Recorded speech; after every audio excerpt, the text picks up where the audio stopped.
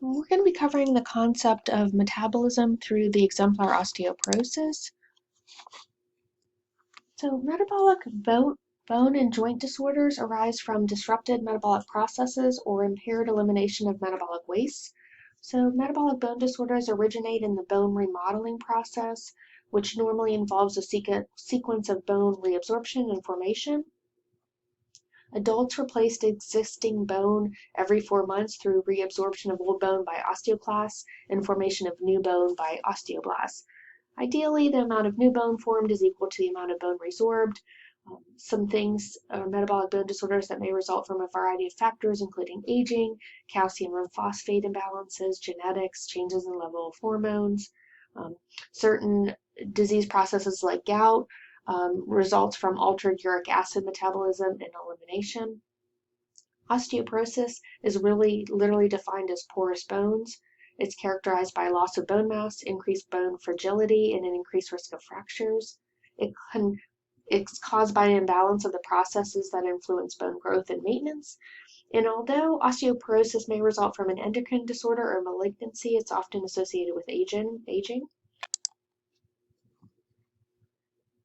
And the exact pathophysiology of osteoporosis is unclear. It is known to involve an imbalance of the activity of osteoblasts that form new bone and osteoclasts that reabsorb bone. And until adulthood, when peak bone mass is reached, bone formation occurs more rapidly than does reabsorption. And after peak bone mass is achieved at about age 30, resorption exceeds formation and slightly more bone is lost than is gained, about 0.7% per year. This loss is accelerated if the diet is deficient in vitamin D and calcium. In women, bone loss further increases after menopause with the loss of estrogen, and then it slows but doesn't stop at about age 60. While testosterone levels in men decline with aging, this is a more gradual process and associated bone loss occurs more slowly. In terms of etiology, there are two types, primary and secondary. Primary is linked to either estrogen deficiency or the result of kidneys losing the ability to process vitamin D. Secondary is the result of a disease process deficiency or effective medications. Risk factors, when we look at them, we want to separate them into modifiable and non-modifiable. Modifiable risk factors will really be linked to our patient education in terms of prevention. So we want to prevent these modifiable risk factors, which is poor nutrition, so having adequate calcium and vitamin D in the diet. Acidosis is a result of a high protein diet can lead to osteoporosis. So thinking about all these diets, keto diet and that type of thing where it's a high protein diet, it is concerning. There's a linkage there. In terms of body weight, anybody with a BMI less than 20 is at risk, and then anybody obviously over with a BMI greater than 25 is at risk as well. Substance use, both cigarette smoking and excessive alcohol intake are risk factors. Alcohol actually plays a direct toxic effect on the osteoblast activity and suppresses bone formation during periods of alcohol intoxication. A sedentary lifestyle, so encouraging things like weight-bearing exercises, walking, will actually assist the patient in preventing osteoporosis. Non-modifiable risk factors, if there's a family history, age and gender. So both men and women are susceptible to osteoporosis, but women have a significantly higher risk. In terms of ethnicity, it's definitely more common in Caucasian and the Asian populations. The most common manifestations of osteoporosis are loss of height, progressive curvature of the spine, low back pain, and fractures. These fractures can occur really in the forearm, spine, or hip. Osteoporosis is often called the silent disease because bone loss occurs without any symptoms. And you might not notice it until there's actually a fracture involved. So the loss of height occurs as those vertebral bodies collapse, and they can occur with little or no stress. And then along with the loss of height, they get this characteristic dorsal kyphosis and cervical lordosis developing. So they get the kind of called a buffalo hump, for example, and it's often associated with aging. So also fractures are very common, spontaneous fractures, for example. So along with that comes pain and unfortunately some disability as well, and it will affect their activities of daily living. Bone mineral density tests are used to estimate skeletal mass or density in patients at risk for osteoporosis. Anybody that's had a loss of 1 to 1.5 inches or significant dorsal kyphosis or back pain are indicated for the need for bone mineral density tests. Dual energy X-ray absorptiometry, DEXA, we usually just call it a DEXA scan, measures bone density in the lumbar spine or hip, and it's considered to be highly accurate. Ultrasound transmits painless sound waves through the heel of the foot to measure bone density. This 1-minute test is not as sensitive as the DEXA scan, but it's accurate enough for screening purposes. And of course, we can look at radiography of the spine, hip, and then if there's fractures, looking at that as well. Laboratory tests such as a complete blood count, serum and urine calcium, liver and renal functions are really done to rule out other causes of bone loss. So really differentiating is this secondary or primary?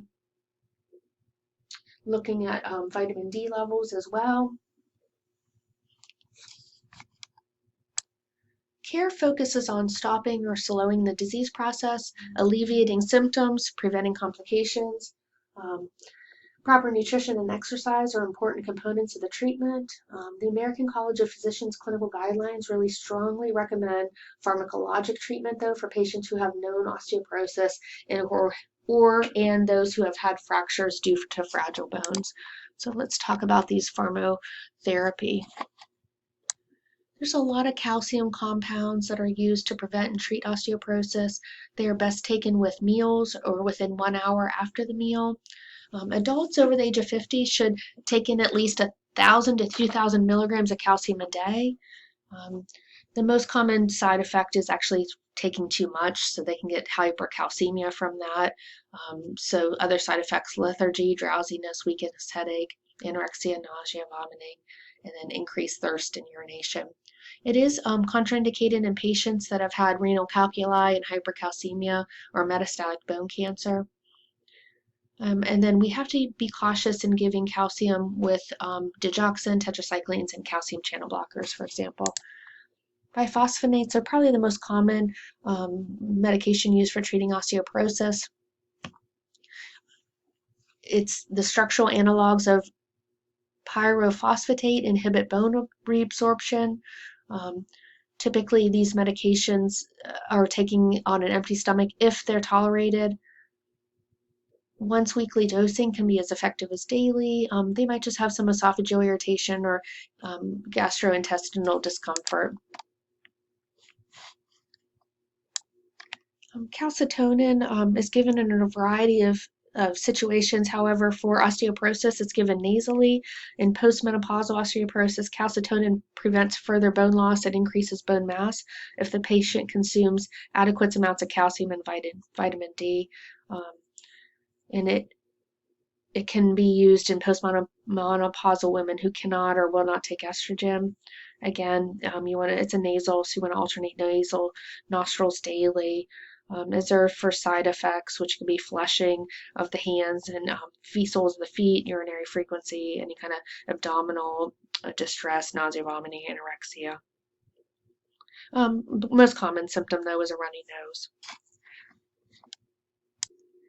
You might have actually talked about raloxifene when you previously were talking about cancer, because it prevents and treats breast cancer, but it also does the same for postmenopausal osteoporosis. So with this medication, they're at risk for DVTs. So with any kind of hormone, you're always worried about deep vein thrombosis or DVTs, so monitoring for those adverse effect is important when given hormones. Nursing care really is really focused on education, so we want to educate on dietary needs. Best intake for diet, calcium, milk, yogurt, cheese, calcium fortified cereals, for example, butter, fish. Really getting some natural sunlight would be great. Some medications are taken with vitamin D to increase absorption.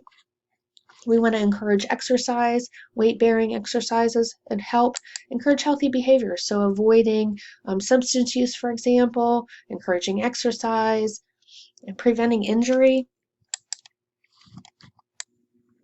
So a fall that would result in little or no injury in a healthy adult may cause fractures in patients with osteoporosis. Some nursing diagnoses to consider is readiness for enhanced self-care management. So really helping patients use their self-care strategies to reduce their risk of developing osteoporosis. So a readiness for enhanced nutrition. So patients should have eat foods high in calcium, maintain daily calcium intake of 1,000 milligrams, 1,000 really to 2,000. Teach patients about the importance of their medication, calcium supplements, for example. Patients might have acute pain if it results in a fracture. When we look at the lifespan considerations, at-risk children are diagnosed with disease processes like spina bifida, cerebral palsy. They might be immobilized by casting or bracing for some type of injury or disorder. Children with some types of cancer. Adolescent athletes, female athletes are more at risk and leads to low bone mass, disordered eating, amenorrhea, for example. Pregnant women, if the mother's diet is deficient in calcium, the fetus actually draws calcium from the mother's bones.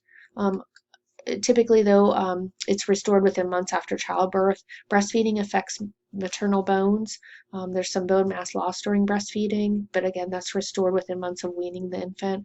And pregnancy is actually found to be good for a woman's overall bone health. Um, in terms of older adults, bone loss accelerates in women with menopause, decreasing estrogen levels. Normal age-related changes are found in older adults. They actually increase your risk for fractures. So loss of balance, neuromuscular dysfunction, dementia, visual impairments, immobilization, use of sleeping pills, all can actually increase a patient's risk for fractures. And then we just want to encourage fall prevention and provide some education regarding that.